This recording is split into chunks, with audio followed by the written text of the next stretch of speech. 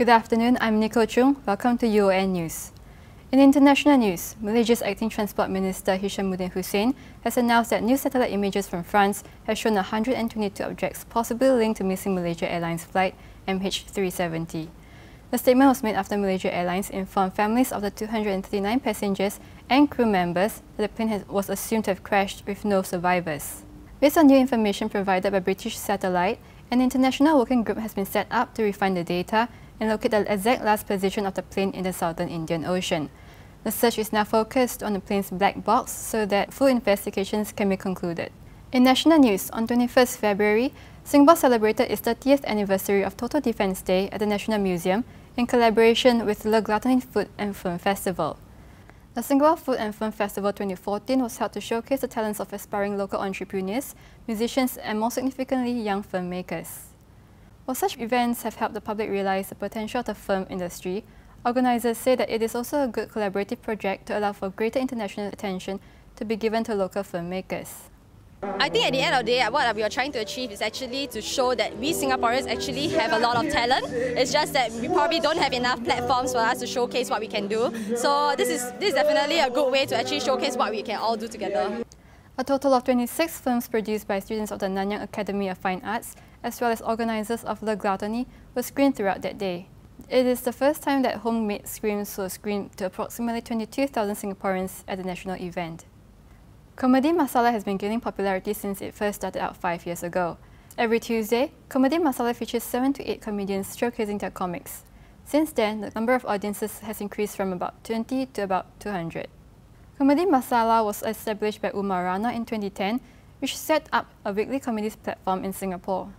The whole point of stand-up comedy is that it's an art form and the comedians need to find their own voice, their own style. Comedy Masala has been is one of the first places where people actually finally able to find a place where they can laugh the night away. Comedy Masala's popularity has increased rapidly since its launch. The diverse crowds that frequent the venue every week enables the international comic life to grow and shape the style of comedy. Local news. PSB Academy's Indonesian body MAPIA had its 7th annual Journey to the East event last month. Team Karaskati emerged victorious and took home the $500 grand prize. In addition, this year's Journey to the East received their biggest turnout yet, with 100 people taking part. Although the contestants had a tough fight towards the finish line with games, clues and puzzling quizzes, winners Team Karaskati puts it down to their never-give-up spirit. Well, we never give up, we keep running. Yeah, keep running. Spirit. Not a thing. The first most important is like we have to communicate with each other. That's the most important way. 8 hours later, the event came to a close, marking another successful year for MAPIA. A study by PSB Academy's undergraduates has found an increasing number of younger Singaporeans choosing to find a career in the art scene in the past 5 years. The government has been taking steps to increase the exposure of the arts industry, with recent grants put into place by the National Art Council and the opening of over 100 music companies in the last year. Local Art College LaSalle is also providing much-needed aid to the growth of local young artists in the form of scholarships and competitions. Yeah, we do have a lot of competitions like the Crowbar Awards and all the other stuff. So if we win it, then we like get our bonuses. However, the lack of local support and identity for Singaporean musicians has hindered their growth in the local art scene.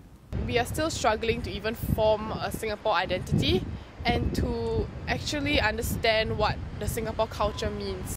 I think the environment could be more fertile to groom local artists, and we're slowly getting there.